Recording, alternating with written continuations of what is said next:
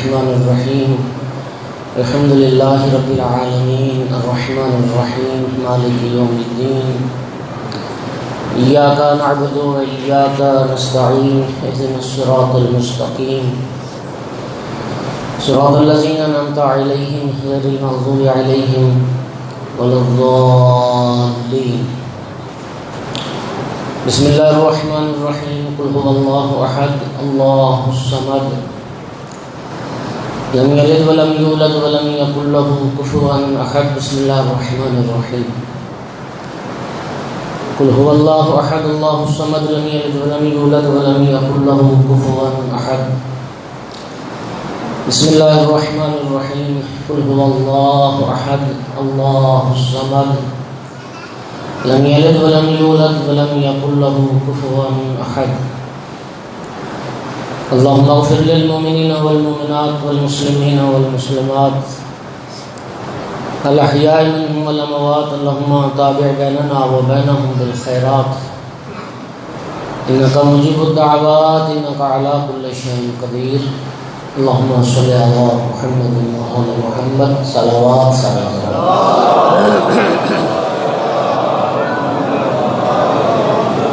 وارث اعزا یوسف زہرا امام صاحب العصر علیہ السلام کے ظہور میں تعجیل کے لیے بھی بلند تر صلوات.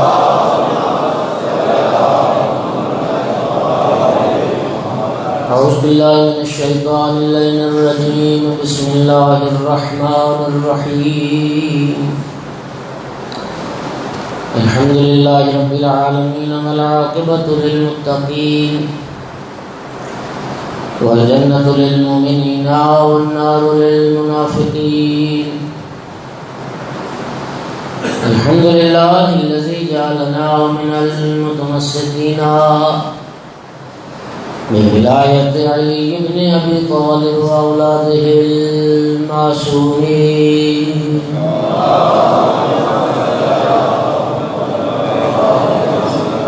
الحمد لله الذي جعلنا من الباقين على سيد الشهداء وأولاده وأصحابه المظلومين.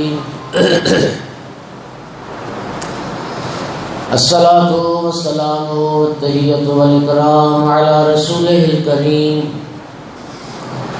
شفيع المذنبين آنيس الغريبين ورحمة للعالمين. أعني العبد المؤيد الرسول المسدد المحمود الأحمد المصطفى الأمجد أبا القاسم محمد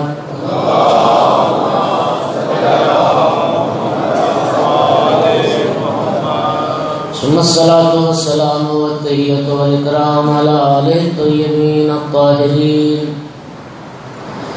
المعصومين المنتجبين المنتخبين المظلومين واللعنة الدائمة على أعدائهم ملعونين من يوم عداوتهم إلى قيام يوم الدين وبعد يوم الدين. أما بعد فقال سبحانه وتعالى في كتابه المجيد بسم الله الرحمن الرحيم وما خلقت الجن والإنس إلا ليعبدون. صلوات.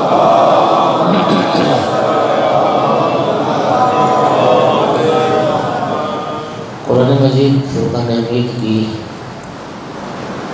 ایک بڑی معروف آیت مجیدہ ہے اور بڑی اہم آیت مجیدہ ہے. سارا قرآن اہم ہے. یہ میں اس لیے عرض کر رہا ہوں کہ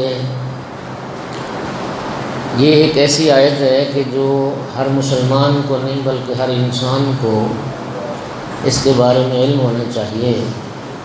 اس لیے کہ اس آیت میں اللہ رب العزت نے انسان کی غرض خلقت کو بیان کیا ہے کہ میں نے انسان کو پیدا کیوں کیا. جن و بشر کی غرض خلقت اللہ رب العزت ارشاد فرماتا ہے وما خلقت الجن والانس الا لیعبدون. میں نے اس لیے جن و بشر کو پیدا کیا تاکہ وہ میری عبادت کریں. یہ غالباً ترجمہ یہی کیا جاتا ہے اور یہی ترجمہ لکھا ہوا ہے۔ لیکن اگر آپ تفسیر اہل بیت کی طرف رجوع فرمائیں تو آل محمد علیہ السلام نے یعبدون کی تفسیر یعرفون سے فرمائی ہے، اور اگر یعبدون یعرفون کے معنی میں ہو تو پھر آیت مجیدہ کا معنی یہ بنے گا۔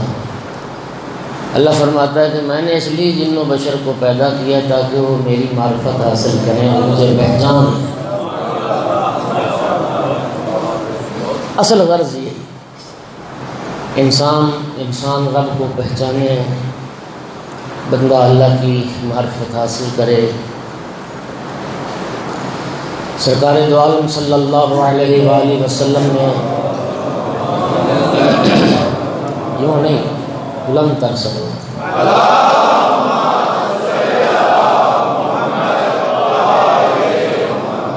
ارشاد فرمایا اول العلم معرفت الجبار،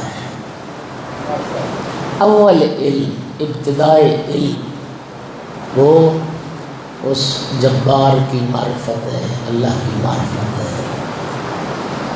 اور مولا امیر المومنین علیہ السلام نے نہج البلاغہ کے پہلے خطبے میں کیا فرمایا؟ اول الدین معرفتہ، اول دین ابتدائی دین آغاز دین اللہ کی معرفت ہے۔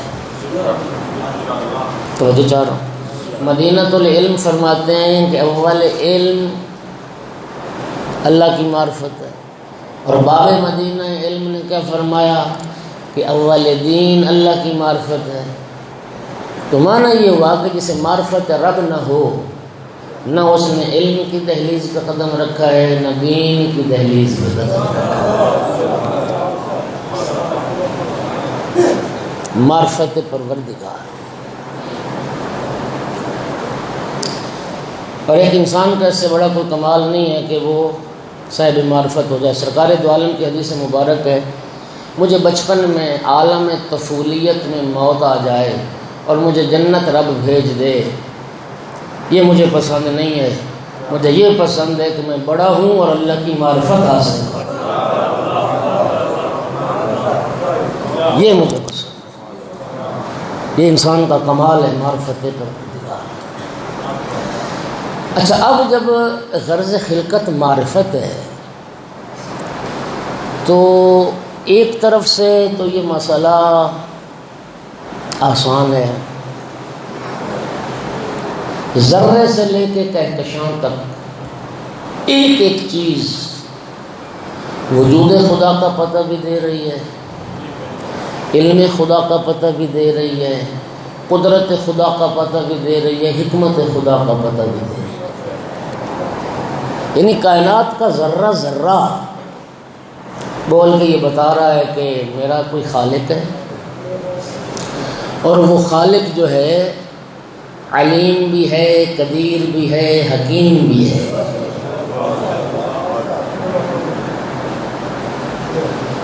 وہ آپ نے سنی بات، ایک کوئی فلسفی تھا تو وجود خدا پہ وہ کتاب لکھ رہا تھا، دلیلیں جمع کر رہا تھا۔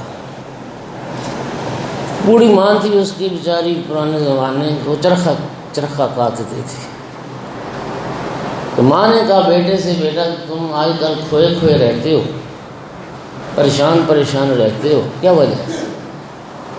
تو کہنے لگا اماں جان میں نا کتاب ایک لکھ رہا ہوں وجود خدا پر، اس بات خدا پر دلیلیں جمع کر رہا ہوں۔ تو ماں نے کہا بیٹا بس اتنی بات ہے، دیکھو یہ میرا چرخہ، جب تک میں اس کو انگلی سے حرکت دیتی رہتی ہوں یہ حرکت کرتا رہتا ہے، میں ہاتھ روک لیتی ہوں یہ رک جاتا ہے۔ تو بیٹا میرا چھوٹا سا چرخہ چلانے والے کے بغیر نہیں چلتا، اتنی بڑی کائنات چلانے والے کے بغیر۔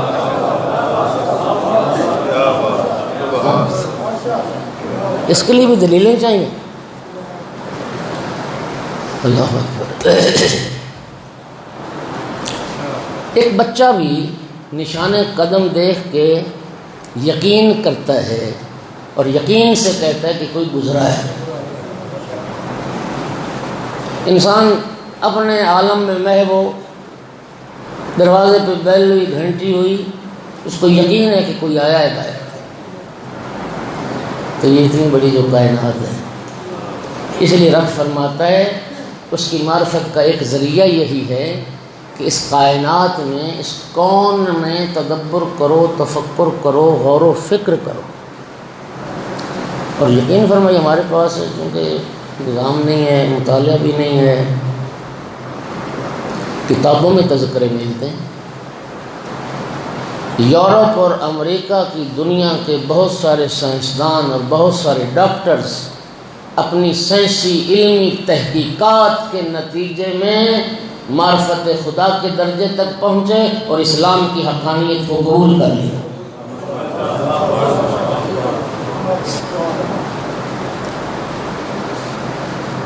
ایک دوسرا طریقہ بھی سرکار نے فرمایا۔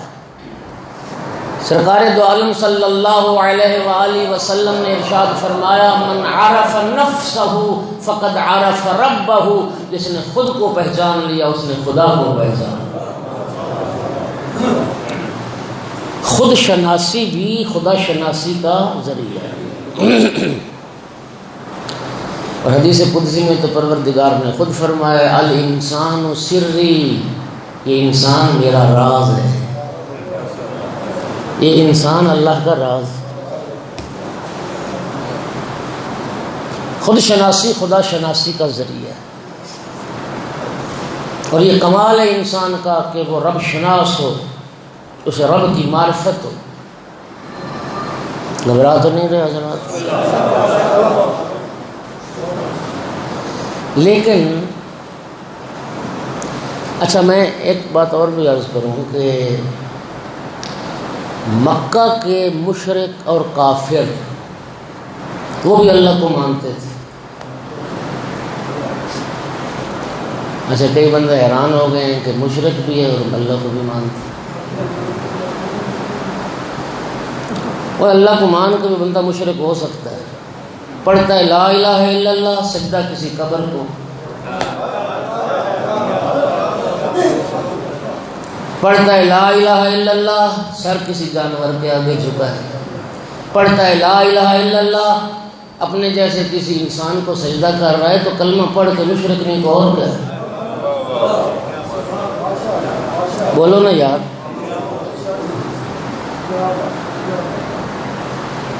سامعین گرامی قدر، مشرک کافر مکے کے اللہ کو مانتے تھے وہ بھی۔ قرآن مجید میں آیت پڑھنے لگا ہوں، وَلَئِن سَأَلْتَهُمْ، اپنے محبوب سے رب فرما رہا ہے وَلَئِن سَأَلْتَهُمْ، محبوب اگر آپ ان مشرکین اور کفار سے سوال کریں، من خلق السماوات والارض، ان آسمانوں کو اور زمین کو کس نے پیدا کیا، لَيَقُولُنَّ اللَّهُ، قرآن کہہ رہا ہے کہ مشرک اور کافر ضرور بر ضرور کہیں گے کہ ارض و سما کا خالق اللہ ہے۔ ذرا لطف لینا، زمین و آسمان کا خالق کافر بھی جانتے تھے کہ اللہ ہے، مشرک بھی جانتے تھے کہ زمین و آسمان کا پیدا کرنے والا اللہ ہے، اور یہ مان کے بھی مشرک۔ توجہ کیجیے او بھائی، غور کرنا، سوچتے رہنا۔ اب جو بندہ لا الہ الا اللہ بھی پڑھ گیا، محمد الرسول اللہ بھی پڑھ گیا، علی ولی اللہ بھی اس نے پڑھ لیا، اور اس بدبخت کو یہ پتہ نہیں کہ زمین و آسمان کا خالق کون ہے، اس مومن سے تو وہ مشرک بے کر تھے تو جانتے تھے۔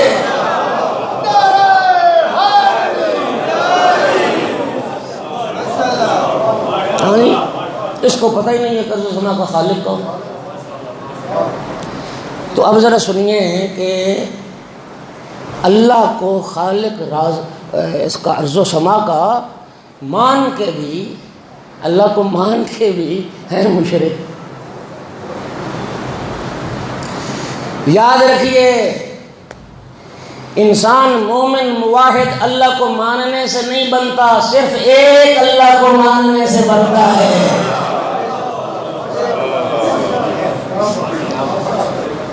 بات اور آسان کر دوں، اللہ ماننا توحید نہیں ہے، ایک اللہ ماننا توحید ہے۔ اور مشرکین مکہ کو کیا تکلیف تھی، وہ 360 کو تو مان رہے ہیں، ایک اور ہو جائے جو بندہ پہلے 360 کو خدا مان رہا ہے اب 361 ہو گئے، ان کے لیے بھی بوجھ ہے۔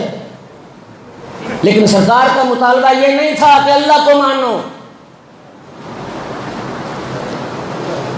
سرکار کا مطالبہ اللہ کو منوانا نہیں تھا، صرف اللہ کو منوانا تھا۔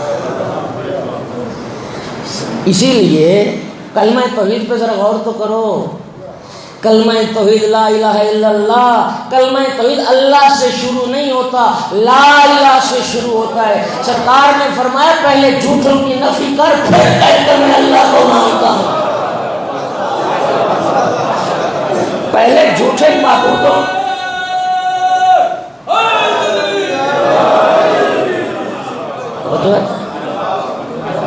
قولوا لا الہ الا اللہ تفلحوا، آغاز یہاں سے ہوا۔ اب اس کا ترجمہ عموماً کیا جاتا ہے کہ کہہ دو اللہ کے سوا کوئی لائق عبادت نہیں تو فلاح پا جاؤ گے۔ علامہ علی نقی خدا ان کی روح کو شاد کرے، کروٹ کروٹ جنت عطا کرے، وہ فرماتے تھے قولوا لا الہ الا اللہ کا معنی یہ نہیں کہ زبان سے کہو اللہ کے سوا کوئی نہیں، قولوا لا الہ الا اللہ کا معنی ہے کہ قائل ہو جاؤ کہ اللہ کے سوا کوئی لائق عبادت نہیں۔ جو زبان سے کہتا ہے وہ غیر اللہ کو سجدہ کر لیتا ہے، اور جو قائل ہو جاتا ہے وہ کبھی غیر اللہ کو سجدہ نہیں کرتا ہے۔ بات سمجھ آئی؟ پہلے لا الہ، جھوٹے تمام معبودوں کی نفی، پھر الا اللہ، صرف ایک اللہ کی ذات ہے جو لائق عبادت ہے۔ دنیا سوال کرتی ہے شیعوں نے یہ تبرہ اور تولا کہاں سے نکالا؟ ہم نے کلمہ توحید سے سیکھا، سچا ماننا ہی نہیں جا سکتا جب تک جھوٹوں پہ لعنت نہ کی جائے۔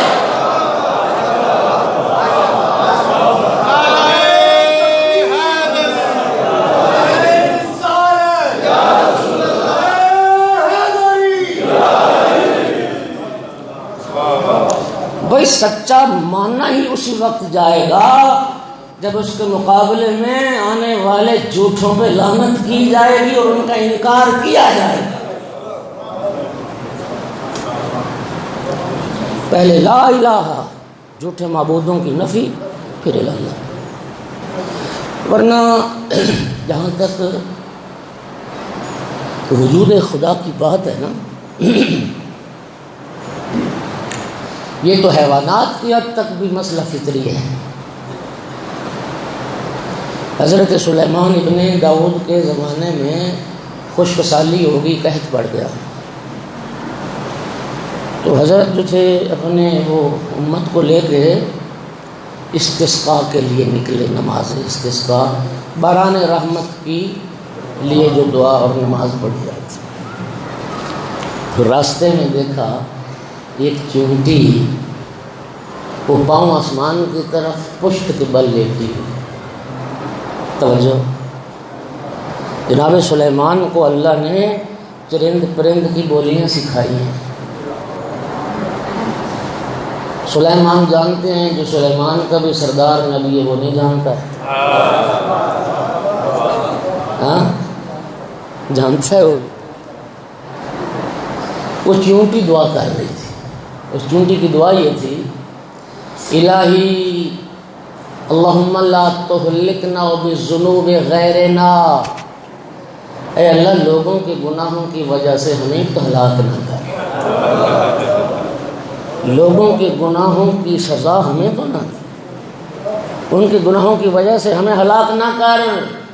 جناب سلیمان نے فرمایا پلٹ آؤ، چونٹی کی دعا سن لی رب نے، اور بادل آنے شروع ہو گئے اور رحمت پروردگار شامل حال۔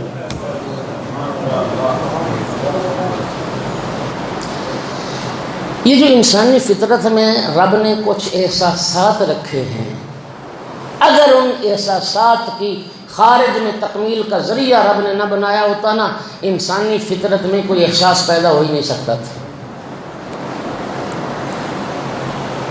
شاید سب تک نہیں پہنچی، بات آسان کرتا ہوں۔ پیاس لگتی ہے نا، پیاس کا احساس ہوتا ہے. اگر اللہ رب العزت نے پانی نہ پیدا کیا ہوتا، اگر پیاس بجھانے والے اسباب رب نے مہیا نہ فرمائے ہوتے، کبھی پیاس نہ لگتی. پیاس لگتی ہی نا. احساس ہے تو رب نے، اسی لیے احساس ہے کہ رب نے اس کی تکمیل کا کوئی ذریعہ خلق فرمایا ہے. بھوک کا احساس ہوتا ہے انسان کو، بھوک کا. اگر اللہ رب العزت نے بھوک مٹانے والی اشیاء خلق نہ کی ہوتی، انسان کو کبھی بھوک کا احساس نہ ہوتا. احساس پیدا ہونا دلیل ہے کہ اس احساس کی تکمیل کا کوئی ذریعہ بھی ہے. قطع نظر مذہب اور عقیدے کے اس وقت پوری دنیا انسانیت اور پوری دنیا بشریت، مسلمان ہے غیر مسلم ہے، آج ہر انسان کی آواز ہے.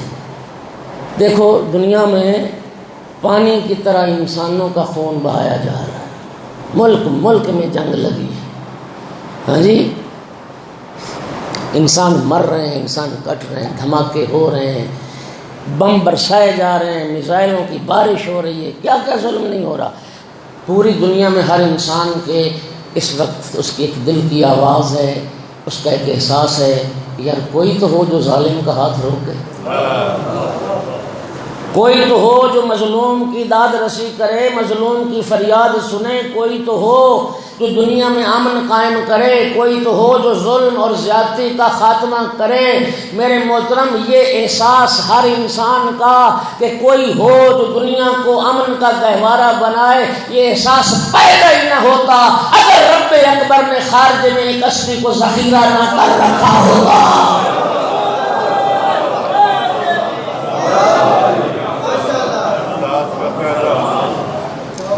یہ احساس کا پیدا ہونا دلیل ہے. کوئی نہ کوئی ہستی اللہ رب العزت نے ایسی خلق فرمائی ہے اور اسے بچا رکھا ہے اور ذخیرہ کر رکھا ہے کہ جس کے وجود سے دنیا امن اور عدل اور انصاف کا گہوارہ بنے گی. اور سید الانبیاء خبر دے کے گئے، شیعہ نے بھی مانا، سنی نے بھی مانا، سب مسلمانوں کا متفق علیہ عقیدہ. کسی مسلمان کا اختلاف ہے؟ رسول اللہ کے آخری جانشین امام مہدی، اس کے بارے میں اختلاف ہے. میں کہتا ہوں پروردگار تیرا یہ بھی شکر ہے کہ سارے مسلمان تیرے محبوب کے آخری جانشین پر اتفاق کر لے، کاش پہلے سے کر لیا ہوگا.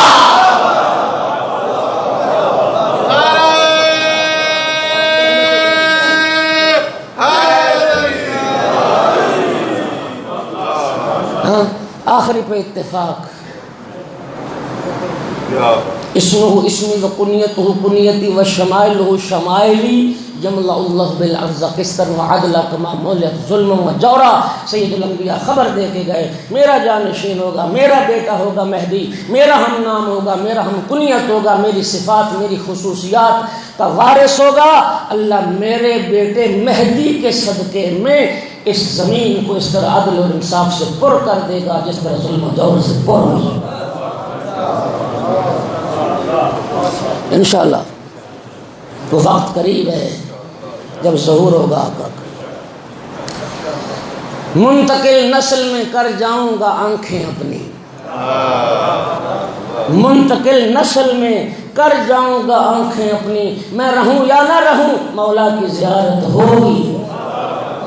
صلوات پڑھیے محمد.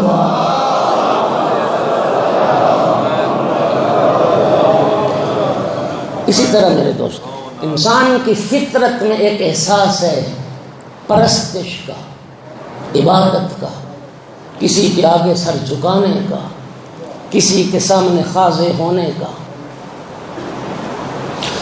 آپ فرض کر لیں دنیا کا کوئی ایسا خطہ جہاں پیغام الہی نہیں پہنچا، جہاں انبیاء نہیں پہنچے، اس خطے کے لوگ بھی کسی نہ کسی کی پرستش ضرور کرتے ہیں، کسی نہ کسی کے سامنے سر ضرور جھکاتے ہیں. ٹھیک ہے. انبیاء کے آنے کا جو فلسفہ شہید مرتضیٰ مطہری نے بڑی خوبصورت مثال دی. بچہ، چھوٹا بچہ اس کو بھوک پیاس لگتی ہے نا، گریا کرتا ہے، روتا ہے، اس احساس کی صحیح تکمیل کیا ہے؟ ماں بچے کو دودھ پلاتی۔ ہر گھر میں بچے ہیں، اور ماں دودھ اگر نہ پلائے، بچہ بھوکا ہے، اس کے ہاتھ میں جو آئے گا وہ منہ میں ڈالنے کی کوشش کرے گا۔ کوئی کاغذ آ گیا، کوئی پتا آ گیا، کوئی مٹی آ گئی۔ وہ اصل میں کیا ہے؟ کیا شے مجبور کر رہی ہے کہ بچہ ہر چیز اٹھا کے منہ میں ڈال رہا ہے؟ وہ جو بھوک اور پیاس کا احساس ہے، وہ اس کو یہ شعور نہیں ہے کہ میرے اس احساس کی حقیقی تکمیل اس سے نہیں ہے، وہ تو میری ماں کے دودھ سے ہے۔ انبیاء بھی یہی بتانے آئے تھے، عبادت فطرت میں ہے، پرستش فطرت میں ہے۔ انبیاء صرف یہ بتانے آئے تھے یہ چاند، سورج، ستارے، آگ، یہ جانور، یہ کوئی انسان، یہ بت لائق عبادت نہیں ہے، اللہ لائق عبادت ہے۔ تیری اس پرستش اور عبادت کا جو حقدار ہے وہ اللہ کی ذات، وہ اللہ کی۔ تو میرے محترم سامعین، خود شناسی بھی خدا شناسی کا ذریعہ ہے۔ کائنات میں غور و فکر سے بھی انسان رب تک پہنچ سکتا ہے، لیکن اللہ کی معرفت کا جو کامل اور اکمل ذریعہ ہے وہ کیا ہے؟ حدیث قدسی پڑھنے لگا ہوں۔ رب نے فرمایا کنت کنزا مخفیا فاحببت ان اعرف فخلقت الخلق کعرف، میں ایک خزانہ مخفی تھا، میں نے چاہا میں پہچانا جاؤں، میں نے اپنی پہچان کے لیے ایک مخلوق کو خلق کیا تاکہ میں پہچانا جاؤں۔ قدردان بیٹھے جملہ کہنے لگا ہوں، تیری میری تخلیق اس لیے ہوئی ہم رب کو پہچانیں، ہم رب کی پہچان کرنے آئے ہیں۔ محمد والے محمد، یہ 14 ہستیاں رب کی پہچان کروانے آئے ہیں۔ اور اگلا جملہ بھی سن لو، محمد والے محمد علیہ السلام خود کو رب کہلوانے نہیں آئے، رب کو رب منوانے آئے ہیں۔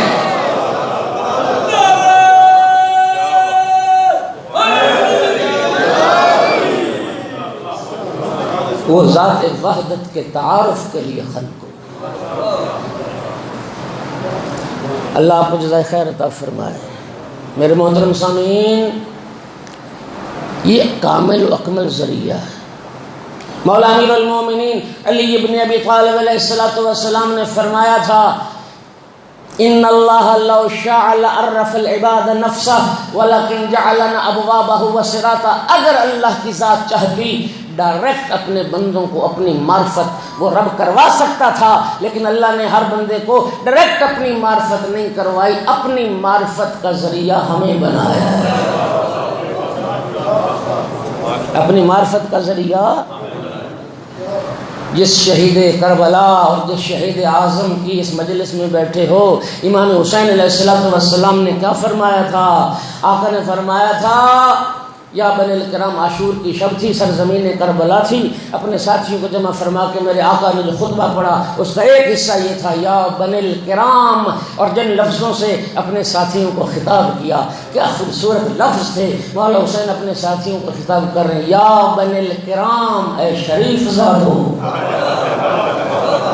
اے کریم لوگوں کی اولاد، ما خلق اللہ العباد الا لیعرفوہ، اے شریف زادو، اللہ نے اس لیے بندوں کو پیدا کیا تاکہ بندے رب کو پہچانیں۔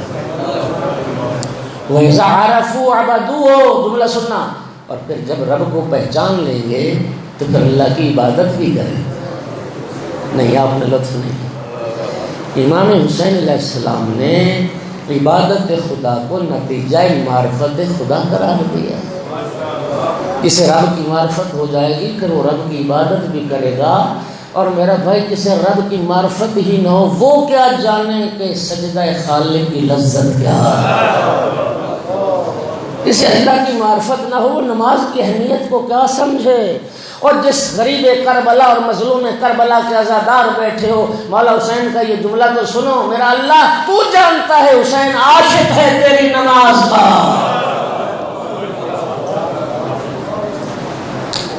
اللہ کی اس کائنات میں سید الانبیاء سے بڑھ کے کسی کی معرفت نہیں۔ سرکار نے کیا فرمایا تھا؟ آقا کی حدیث ہے پیاسا پانی پیے گا سیراب ہو جائے گا، بھوکا کھانا کھائے گا پیٹ بھر جائے گا، وَإِنِّي لَا أَشْبَعُ مِنَ الصَّلَاةِ، سرکار دو عالم فرماتے تھے میرا جی نماز سے نہیں بھرتا۔ بات تو ساری معرفت کی۔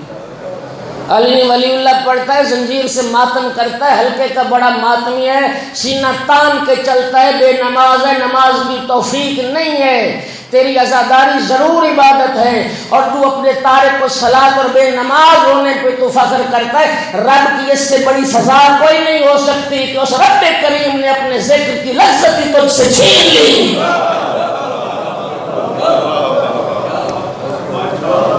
اس رب نے اپنے ذکر کی لذت سے تجھے محروم کر دیا۔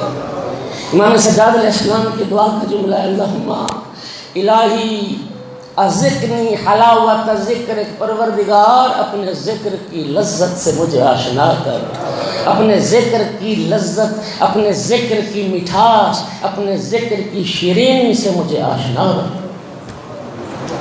یہ فخر کا مقام نہیں ہے، یہ توبہ کا مقام ہے۔ نماز رہ جائے توبہ کر، کوئی گناہ ہو گیا جس کی سزا ملی ہے، تجھے نماز کی توفیق نہیں، مولا حسین کا واسطہ دے کے یہ مجلس امام حسین آیت اللہ العظمیٰ آغا شیخ محمد تقی بہجت نے پتہ کیا فرمایا تھا؟ وہ عارف اور صاحب معرفت ہستی، وہ فرماتے تھے اگر تم مجلس حسین میں جا رہے ہو اور کوئی پوچھے کہاں جا رہے ہو، کہو میں کربلا جا رہا ہوں، کہو میں کربلا جا رہا ہوں، یہاں گناہ گار آ کے بر بندے ہیں، تو وسیلہ تو دے، تو کوشش تو کر، تو سعی تو کر، تو دعا تو کر، وہ رب تجھے نماز کی بھی توفیق دے دے گا، رب تجھے اپنے سجدے کی بھی توفیق دے دے گا۔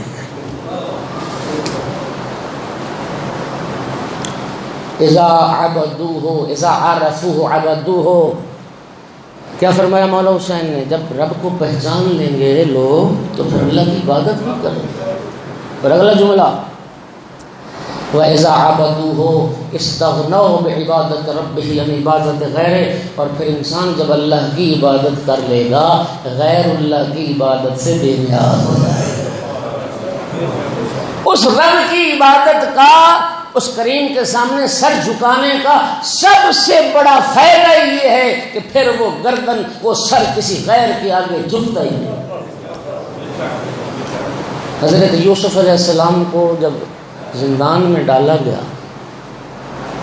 تو زندان میں بھی رہ کے نبی خدا ہو یا ولی خدا ہو، ہر حال میں بندگان خدا کو خدا کی طرف بلاتا ہے، اللہ کی طرف بلاتا ہے۔ اب قرآن پڑھنے آیت موجود ہے، زندان میں بھی جب حضرت یوسف گئے تو ساتھیوں کو توحید پر کیا استدلال کیا خوبصورت، یا صاحبی السجن اارباب متفرقون خیر ام اللہ الواحد القہار، وہ میرے قیدی ساتھیوں یہ بتاؤ بہت سارے آقاؤں کا غلام ہونا بہتر ہوتا ہے یا ایک اللہ کا غلام بن جانا بہتر ہے؟ تو بھائی رب کی بندگی کا تو فائدہ ہی ہے۔ مولا حسین فرماتے ہیں جو رب کی عبادت کر لے گا غیر اللہ کی عبادت سے بے نیاز ہو جائے گا۔ میں اس کو مزید آسان کرتا ہوں، امام حسین علیہ السلام کے فرمان کا مطلب یہ ہے کہ جو سر اللہ کی بارگاہ میں جھکتا ہے وہ کسی غیر کے آگے نہیں جھکتا ہے، اور جو سر خدا کے آگے نہیں جھکتا ہے وہ ہر کسی کے آگے جھکتا ہے۔ اگلا جملہ کہہ رہا ہوں، اللہ کی بارگاہ میں جھکنے والا سر پھر کٹ سکتا ہے، جھک نہیں سکتا ہے۔ اور تیسرا جملہ سنو، اللہ کی بارگاہ میں جھکنے والا سر پھر کٹ کے بھی سر بلند رہتا ہے، جھکنے نہیں پاتا ہے۔ کسی شاعر نے کیا خوبصورت کہا تھا، دلیل فتح تو دیکھو حسین کے قاتل جھکانے آئے تھے جس سر کو خود اٹھا کے چلے۔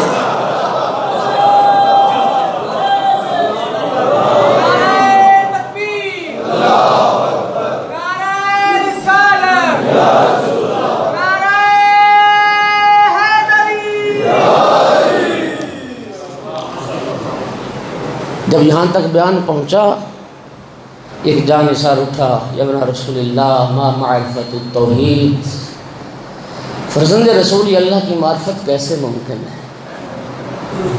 اس معرفت توحید سے کیا مراد ہے؟ امام معرفت توحید کا اب طریقہ بتا رہے ہیں، خدا شناسی کا، اللہ کی معرفت۔ فرمایا معرفت التوحید یعنی معرفت اہل کل زمان امامہم الذی یجب علیہم طاعتہ۔ فرمایا اللہ کی معرفت سے مراد ہے زمانے کے اس امام کی معرفت حاصل کرو جس کی اطاعت اللہ نے لوگوں پر واجب کی ہے۔ امام شناسی خدا شناسی کا ذریعہ ہے، معرفت امام اللہ کی معرفت کا ذریعہ ہے۔ اور سرکار کی وہ حدیث مولا میر کو خطاب کر کے فرمایا، نص صریح کی حیثیت رکھتی، یا علی من عرفک فقد عرفنی ومن عرفنی فقد عرف اللہ۔ اے علی جو تجھے پہچاننے گا وہی مجھے پہچاننے گا، جو مجھے پہچاننے گا وہی اللہ کو پہچانے گا۔ معرفت امام معرفت رب کا ذریعہ۔ اور میرے محترم سامعین پھر اگلی بات بھی سنو، ساری دنیا کی معرفت توحید کا انداز اور ہے، لیکن محمد و آل محمد کی معرفت توحید کا انداز اور ہے۔ توجہ کر رہے ہیں؟ ہماری معرفت توحید اثر سے مؤثر کو پہچانا، ہم نے دھواں دیکھا تو آگ کا یقین کیا، ہاں جسم جلا تو آگ کا یقین کیا،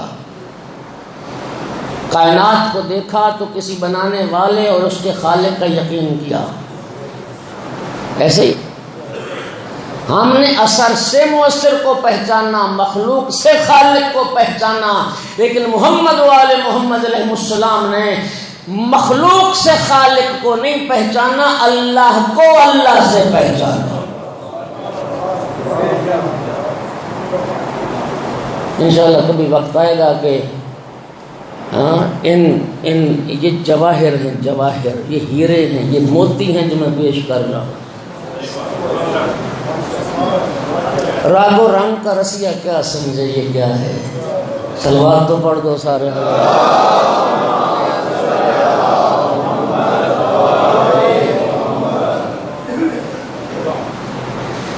دعائے صباح امیر المومنین علیہ السلام کی ہر صبح کو پڑھنے کی تلقین ہے، دعائے صباح۔ اس میں مولا کا جملہ سے کیا معرفت توحید، یا من دل بذاتہ علی ذاتہ، اے وہ ذات جس نے اپنی ذات سے ہی اپنی ذات کی طرف رہنمائی فرمائی۔ کوئی تو بیٹھے ہو قدردان، اکثر بیٹھے، سارے بیٹھے۔ اے وہ ذات جس نے خود اپنی ذات کی طرف رہنمائی فرمائی۔ امام زین العابدین علیہ السلام کی دعا کا جملہ سننا، الہی بے کا عرفتو کا، معبود میں نے تجھے تیرے ہونے سے پہچانا، انت الذی دللتنی علیک ودعوتنی الیک، معبود تو نے خود میری رہنمائی اپنی ذات کی طرف کی، معبود تو نے خود مجھے اپنی ذات کی طرف بلایا، لولا انت لم ادری ما انت، تو نہ ہوتا میں کیا جانتا کہ تم کیا، میں نے تو تجھے تیرے ہونے سے پہچانا۔ دعائے عرفہ سالار شہیدان حضرت امام حسین علیہ السلام کی وہ دعا جو معرفت توحید کا سمندر میدان عرفات میں احرام کی حالت میں مظلوم نے جو دعا پڑھی، اس دعا کا جملہ سنیے گا، الہی ترددی فی الآثار یوجب بعد المزار۔ کیا عرفان توحید، کیا معرفت توحید کی معراج ہے۔ امام حسین عرض کرتے ہیں پروردگار، اگر میں آثار میں غور و فکر تدبر کے بعد تیری مخلوقات میں پہلے غور و فکر کروں اور پھر اس کے بعد پھر خالق مالک تجھ تک پہنچوں، پروردگار پھر تو تجھ تک پہنچنے میں بڑی دیر لگ جائے۔ اگر میں آثار میں تردد کرتا رہا تو مالک پھر تو تجھ تک پہنچنے میں بڑی دیر لگ جائے۔ جملہ سننا، کیف یستدل علیک بما هو فی وجودہ مفتقر الیک، پروردگار جس کو وجود تو نے دیا، جو اپنے وجود میں جو شے تیری محتاج ہے وہ تیری رہنما کیسے بن سکتی ہے؟ لغیرک من الظہور ما هو لک، مالک تیرا غیر ظاہر ہے اور تو ظاہر نہیں ہے، اسے تو نے وجود بخشا وہ ظاہر ہو اور تو ظاہر نہ ہو۔ متا غبت حتی تحتاج الی دلیل یدل علیک، معبود تو غائب ہی کب ہوا ہے کہ تجھ تک پہنچنے کے لیے کسی رہنما کی ضرورت ہے؟ تو غائب ہی کب ہوا ہے کہ کسی رہنما کی حاجت ہو؟ عامیت عین لا ترا کا، پروردگارا اندھی ہو جائیں وہ آنکھیں جو تیرا دیدار نہ کر سکیں، اندھی ہو جائیں وہ آنکھیں جو تیرا دیدار نہ کر سکیں۔ اور سنو بات سنو، ایک صاحب معرفت کی، ایک عارف کی، اس لیے وہ فرماتے تھے عرفان توحید میں اضافہ چاہتے ہو، معرفت توحید میں اضافہ چاہتے ہو، معرفت توحید میں اضافہ حدیث معصوم سے نہیں ہوگا، دعائے معصوم سے ہوگا۔ خدا کرے میں سمجھا پاؤں، حدیث میں دعا میں بڑا فرق ہے۔ نبی پاک کی حدیث کیا ہے؟ سرکار دو عالم کی گفتگو، وہ گفتگو جو سرکار نے لوگوں سے فرمائی، آقا نے خطبہ پڑھا، آقا نے کوئی بات فرمائی، زید نے سنی، بکر نے سنی، فلاں نے سنی، پھر اس نے آگے نقل کر دی، انی سمعت رسول اللہ، میں نے سرکار کو یہ فرماتے سنا، یہ حدیث ہے۔ اور حدیث میں اگلی بات جو بڑی اہم ہے وہ کیا ہے؟ آقا فرماتے انا معاشر الانبیاء امرنا ان نکلم الناس بقدر عقولہم، سرکار فرماتے ہیں ہم انبیاء کا جو گروہ ہیں، ہمیں حکم یہ دیا گیا ہے کہ ہم لوگوں کے ساتھ ان کے معیار عقل کے مطابق بات کریں۔ ہم انبیاء مامور ہیں اللہ کی طرف سے کہ لوگوں کے ساتھ ان کی فکریں، ان کی جو فکر ہے، سطح ذہنی ہے، اس کے مطابق بات کریں۔ مجھے بتائیے اقبال اور غالب کا کلام ہر کوئی سمجھتا ہے؟ بولو تو صحیح ہے، نہیں جانتے نا؟ یہ اقبالیات یہ پی ایچ ڈی کا موضوع ہے، ڈاکٹریٹ کی ڈگری ملتی ہے۔ جو اقبال کے کلام کو سمجھتے ہیں، یونیورسٹی لیول کے لوگ جا کے یہ پڑھتے ہیں اپنے ماہر پروفیسر اساتذہ سے، پھر اقبالیات کا امتحان ہوتا ہے، پھر ڈاکٹریٹ کی ڈگری ملتی ہے۔ ہر بندہ سمجھتا ہے؟ نہیں سمجھتا نا؟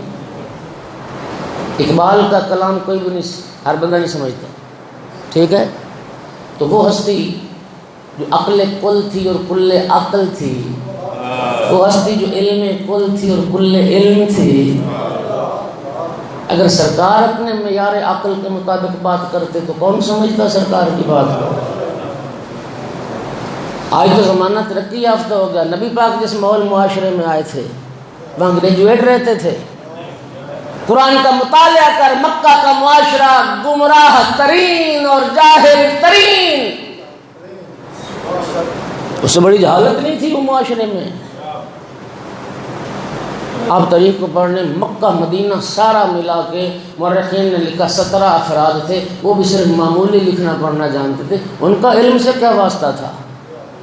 وہ تو تلوار جانتے تھے، نیزہ جانتے تھے، عورت جانتے تھے، شراب جانتے تھے، گھوڑا جانتے تھے، یہ کچھ جانتے تھے، انہیں معرفت کا کیا پتہ تھا؟ انہیں کیا پتہ توحید کی معرفت کیا ہے؟ انہیں کیا پتہ کہ رسالت کی شان کیا ہے؟ اس لیے مولا امیر المؤمنین علی ابن ابی طالب علیہ السلام کا جملہ ہے، ما علم رسول اللہ الناس بکنہ عقلہ قط، مولا علی فرماتے ہیں رسول اللہ نے ساری زندگی اپنے معیار عقل کے مطابق لوگوں سے بات ہی نہیں کی، ساری زندگی اس لیے کہ اس معیار کا کوئی ملا ہی نہیں۔ سرکار دو عالم نے اپنے معیار عقل و علم کے مطابق کسی سے بات کی ہے، یا علی و زہرا سے کی ہے، یا حسن و حسین سے۔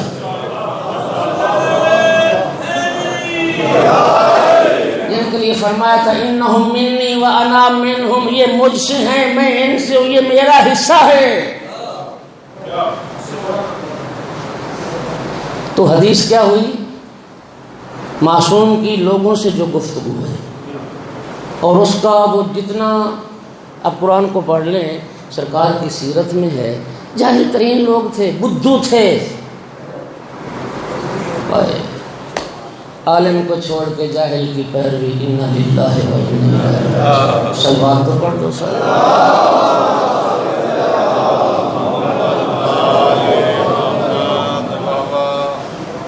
کلیجہ پھٹتا ہے خدا کی قسم، حیران ہے لوگوں کو کیا ہو گیا، پتہ نہیں کیا عرض کرنا چاہ رہا تھا۔ میرے محترم سامعین، حدیث سرکار دو عالم کی سیرت میں بات موجود ہے، تین مرتبہ سرکار بات دہراتے تھے انتہائی سادہ لفظوں میں، کہ ایک جاہل سے جاہل، ایک غبی سے غبی، ایک بندہ بھی امت پیغمبر میں ایسا نہ ہو جو میری بات نہ سمجھ سکے۔ اب قرآن اٹھا کے دیکھ لیں، پھر بھی کئی کرم والے ایسے تھے، سرکار کی محفل سے نکلتے تھے، پھر ایک دوسرے سے پوچھتے تھے ابھی رسول کیا کہہ رہے تھے؟ ہائے ہائے ہائے، سلوات۔ اللہ جانتا ہے زبان میں باتیں آ جاتی ہیں بس اوقات، لیکن روک لیتا ہوں، کہیں ٹھیس نہ لگ جائے آبگینوں۔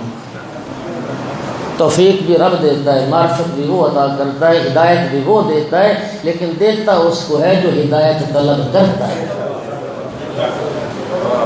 نور ہدایت اسی کو نصیب ہوتا ہے جو ہدایت مانگتا ہے، جو مانگتا ہے اللہ اس کو ضرور دیتا ہے۔ تو حدیث میں مخاطب لوگ ہوتے ہیں، معصوم ان کی سطح ذہنی کے مطابق بات کرتے ہیں، لیکن دعا میں مخاطب وہ ذات کمال و جمال ہوتی ہے۔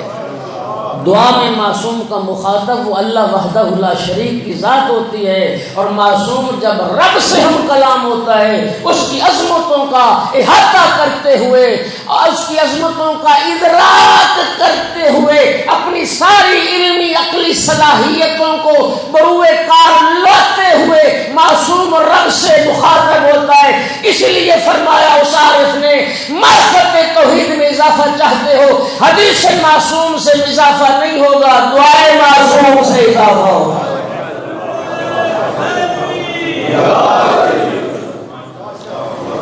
یہ امام سجاد علیہ السلام کی دعاؤں کا مطالعہ کرو، ترجمے کے ساتھ پڑھو، تمہیں معرفت توحید کا پتہ چلے۔ مولا امیر المومنین علیہ السلام کی دعائیں،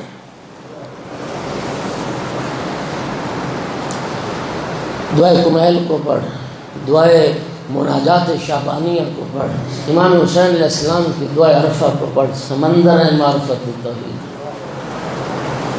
بات سمجھ آ رہی ہے؟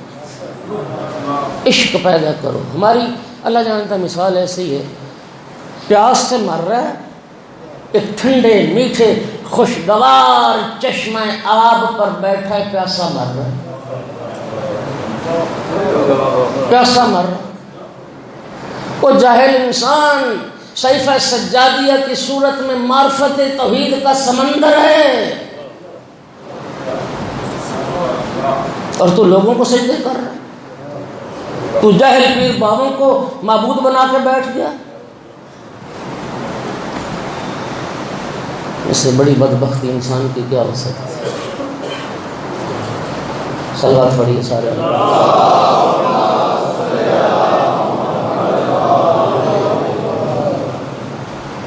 مولا امیر المومنین علیہ السلام نے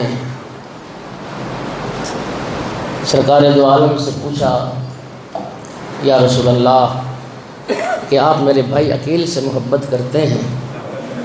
سرکار نے فرمایا، انی احبہ لحبین، میں دو وجہ سے عقیل سے محبت کرتا ہوں۔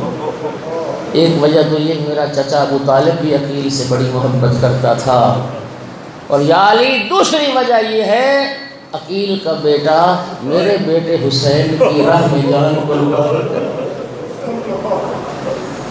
مسلم ابن عقیل سفیر امام حسین، نمائندہ امام حسین، کوفہ کی طرف سفیر بنا کے بھیجا، اور جو خط لکھا انی باعث الیکم اخی وابن امی وثقتی من اہل بیتی مسلم ابن عقیل، کوفے والوں میں تمہاری طرف اپنے بھائی کو بھیج رہا ہوں، میرے چچا کا بیٹا ہے، اور وہ ہے ثقتی من اہل بیتی، سب اہل بیت کا معتمد، سارے اہل بیت کو جس پر بہت اعتماد ہے، جس پر بہت ناز ہے۔ جناب مسلم سفیر امام حسین کی حیثیت سے کوفہ پہنچے، کوفے والوں نے بیعت کی، 18,000 لوگوں نے بیعت کی۔ جناب سفیر حسینی نے آقا کو خط لکھ دیا، یہ بیعت مسلم کی نہیں تھی، یہ مسلم کا ہاتھ امام حسین کا ہاتھ تھا، بیعت امام حسین کے لیے کی لوگوں نے۔ یزید کو اطلاع دی گئی اگر کوفہ کی ریاست چاہتے ہو تو کوفہ کے گورنر کو تبدیل کرو، کوئی جابر ظالم حاکم بھیجو، ورنہ کوفہ تمہارے ہاتھ سے نکل جائے گا۔ حسین ابن علی کوفہ آ رہے ہیں۔ عبید اللہ ابن زیاد یہ اس وقت بصرہ میں گورنر تھا، یہ سفاک، یہ درندہ، یہ وحشی، یہ قاتل، یزید نے پھر اس کو کوفے کا گورنر بنا دیا۔ کوفے پہنچا، کوفے کے حالات سے واقف ہوا، ڈرانے دھمکانے کا سلسلہ شروع ہوا، جو مسلم کے قریب جائے گا، جو مسلم کو پناہ دے گا، جو مسلم کے پاس بیٹھے گا، افراد پکڑے جانے لگے، لوگ قید ہونے لگے۔ خدا جانتا ہے مسلم مسجد میں ہوتے تھے، ابن زیاد کی طرف سے اعلان ہو جاتا تھا، بہن جا کے بھائی کا ہاتھ پکڑ کے لے آتی تھی، ماں جا کے بیٹے کا ہاتھ پکڑ کے لے آتی تھی، بیوی جا کے شوہر کا ہاتھ پکڑ کے لے آتی تھی۔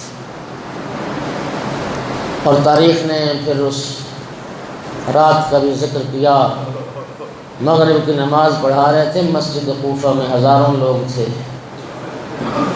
اور ابن زیاد کی طرف جب اعلان ہو گیا نا، لوگوں نے چھوڑنا شروع کیا۔ عشاء کی نماز میں کچھ لوگ بچ گئے، عشاء کی نماز ختم ہوئی، تنہا مسلم۔ بعض لوگوں کے جملے تاریخی ہوتے ہیں۔ علامہ اظہر حسن زیدی نے کیا خوبصورت جملہ فرمایا تھا، وہ فرماتے تھے کوفہ مسلمانوں سے بھرا ہوا تھا لیکن مسلم صرف ایک تھا۔ کوفہ مسلمانوں سے بھرا ہوا، مسلم صرف ایک۔ کہاں جائے غریب الوطن،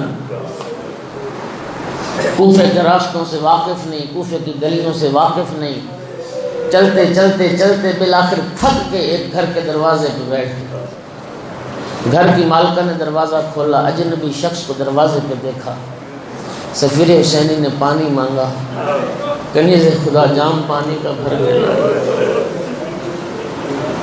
سفیر حسینی نے دعا کی، دروازہ بند کر کے چلی گئی، بیٹے کے انتظار میں تھی۔ کچھ دیر کے بعد پھر آئی، دروازہ کھولا، وہ شخص وہیں بیٹھا۔ کہتی عبد خدا رات کے وقت میں کسی شخص کا، کسی اجنبی کا کسی کے دروازے پہ بیٹھنا مناسب نہیں، آپ اپنے گھر کیوں نہیں چلے جاتے؟ آنکھوں میں آنسو آ گئے، کنیز خدا گھر ہو جائے جس کا کوئی گھر ہو، غریب الوطن کہاں جائے، ایک پردیسی کہاں جائے؟ آپ کون ہیں جن کا گھر نہیں؟ فرمایا میں امام حسین کا سفیر مسلم ہوں۔ مومنہ تھی، جب سنا نا کہ سفیر حسین گھر کے دروازے کھول دیے، اللہ تیری رحمت چل کے آ گئی ہمارے گھر میں، فرزند علی و بطول ہمارے گھر میں مہمان ہو گئے۔ گھر لے گئی، بستر لگایا، کھانا پیش کیا، کھانے کی طرف رغبت نہیں فرمائی، عبادت خدا میں شب بسر ہوئی۔ بین قائم و راکع و ساجد، کبھی قیام، کبھی رکوع، کبھی سجود۔ آج ہی رات کو بیٹا آیا اس کا، اماں ہمارے گھر میں کون ہے؟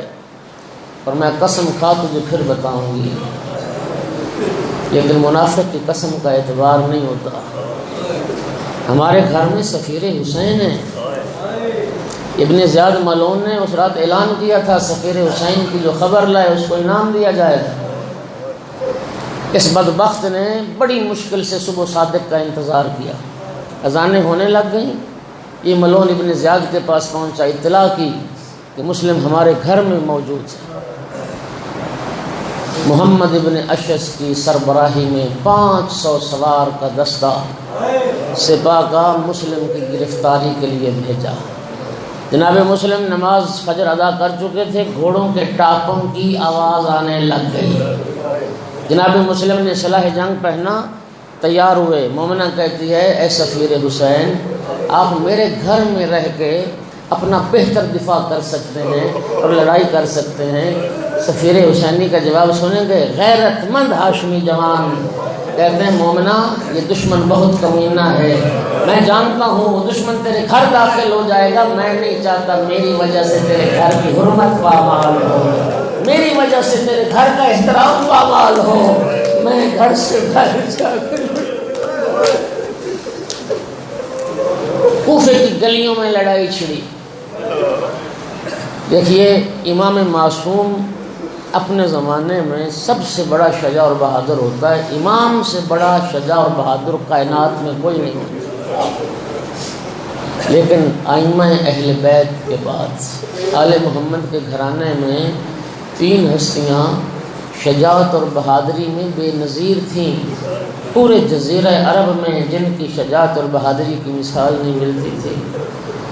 ایک ہستی جناب محمد حنفیہ، دوسری ہستی جناب مسلم ابن عقیل، تیسری ہستی جناب عباس علمدار۔ کربلا کے تجزیہ نگاروں نے لکھا کہ اگر یہ تینوں ہاشمی شیر کربلا میں ہوتے، جنگ کربلا کا نقشہ اور ہوتا۔ عزاداروں میں کہتا ہوں تنہا عباس کو اگر لڑائی کی اجازت مل گئی ہوتی، جنگ کربلا کا نقشہ اور ہوتا۔ وہ جرأت اور بہادری، گھوڑے پہ بیٹھے ہوئے سپاہی کو یوں فضا میں اچھالتے، آتے ہوئے کو تلوار سے 2 ٹکڑے کر کے تقسیم کرتے۔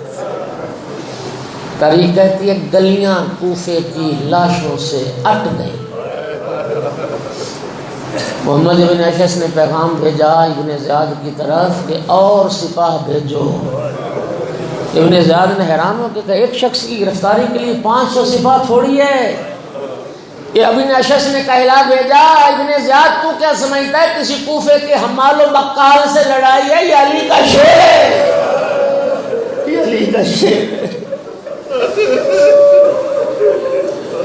تنہا مسلم پہ لشکر قابو نہ پا سکا، جوش جنگ میں بڑھتے چلے گئے، دھوکے سے مارا گیا۔ خدا کی قسم جب بھی مسلمانوں نے آل رسول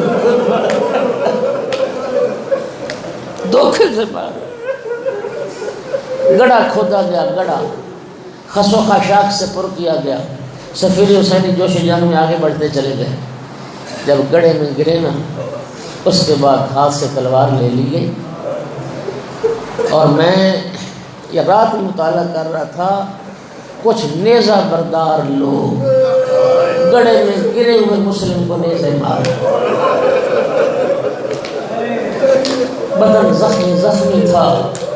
ایک ملعون نے تلوار ماری، میرے آقا کے منہ پر لگی، لب کٹ گئے، دانت شہید ہو گئے، ہاتھوں میں رسیاں پہنا دی گئی، خچر پہ سوار کیا گیا۔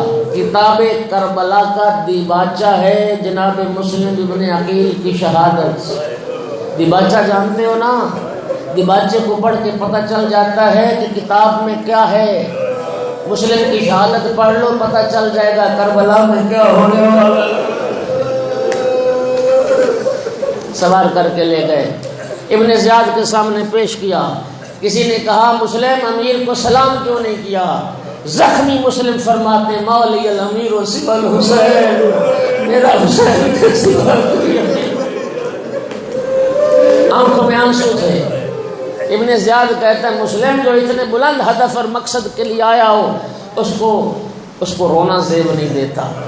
فرمایا ابن زیاد تو بدبخت تو کیا سمجھتا ہے میں اپنی جان کے لیے رو رہا ہوں؟ تو کیوں رو رہے ہو؟ کہا میں اس لیے رو رہا ہوں کہ میں اپنے آقا مولا حسین کو خط لکھ چکا ہوں، اب روتا اس لیے ہوں کہ میرا مولا اکیلا نہیں ہے، میرے مولا کے ساتھ بہنیں آ رہی ہیں، میرے آقا کے ساتھ بیٹیاں آ رہی ہیں، کاش کوئی ہوتا جو جا کے اطلاع کرتا آقا اب کوفہ نہ آئیے، کوفے کے حالات بدل گئے۔ اجرکم علی اللہ۔ بس دو جملوں کی زحمت ہو۔ جلاد کو حکم دیا، جناب حانی ابن عروہ رسول اللہ کے صحابی جو پہلے گرفتار ہو چکے تھے، اور جناب مسلم ابن عقیل، دونوں کو دارالامارہ کی چھت پہ لے جایا۔ جلاد نے تلوار بلند کی، مسلم آگے گردن آگے کرو، جھکاؤ۔ فرما میں اللہ کی معصیت میں تیرا مددگار نہیں بنوں گا، میں رب کی نافرمانی میں تیرا مددگار نہیں بنوں گا۔ عزادارو باری باری تلوار چلی، مسلم و حانی کے سر تن سے جدا ہوئے۔ عزاداروں پھر لاشیں وہ بدن اطہر دارالامارہ کی چھت سے زمین پہ پھینکے گئے، پھر پاؤں میں رسیاں باندھی گئیں، پھر مسلم اور حانی کی لاشوں کو کوفے کی گلیوں میں گھسیٹا گیا۔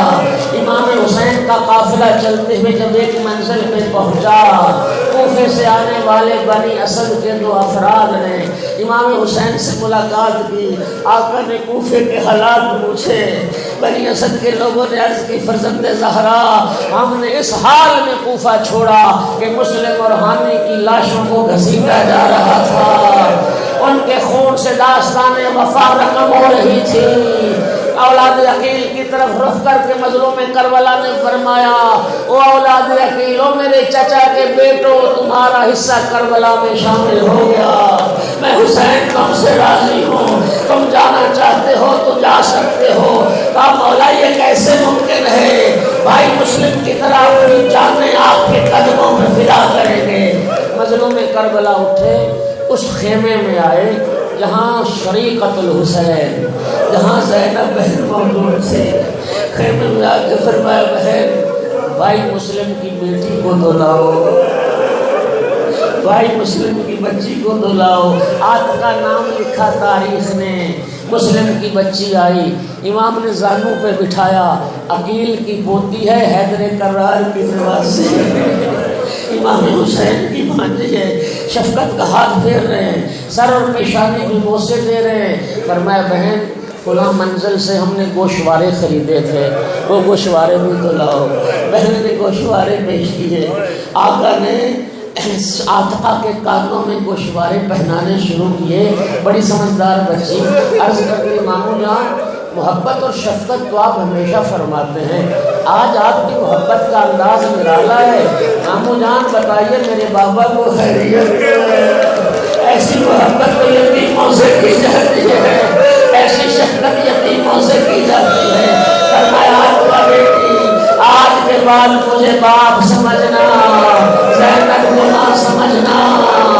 فرمایا آپ کا بیٹی تیرا بابا مسلم عالم غربت میں کوفہ میں مارا گیا۔ عزاداروں جب رسول زادیوں نے خبر شہادت سنی، میں ذمہ داری سے مقتل کا جو جملہ پڑھ رہا ہوں، اتنی بلند آواز سے رسول زادیوں نے غربت کے عالم میں، پردیس کے عالم میں شہادت کی خبر سن کے اتنی بلند آواز سے گریہ کیا کہ گریے کی صدا سے زمین کانپ رہی تھی، گریے کی صدا سے زمین میں تھر تھراہٹ تھی۔ اور عزاداروں یہ سارا منظر جناب سکینہ تھوڑے فاصلے پہ کھڑی دیکھ رہی تھی، اور جناب سکینہ سوچ رہی تھی جو عالم غربت میں یتیم ہو جائے اس کے سر میں شفقت کا ہاتھ، اس کے کان میں گوشوارے بہائے جاتے ہیں۔ میں کہوں گا ہاتھ کا تو خوش نصیب تھی، ہائے قسمت حسین کی بیٹی سکینہ۔ عزاداروں کون تھا سر پہ ہاتھ پھیرنے والا، کون تھا گوشوارے پہنانے والا؟ ظالموں نے وہ بھی کان چیر کے اتار لیے جو بابا نے پہنائے تھے، شمر کے تماچے پہنچے سکینہ کا رخسار بی بی رو کے کہتی تھی مسلمانوں یہ کام کا دستور ہے بابا بھی میرا مارا گیا تماچے بھی مجھے مارا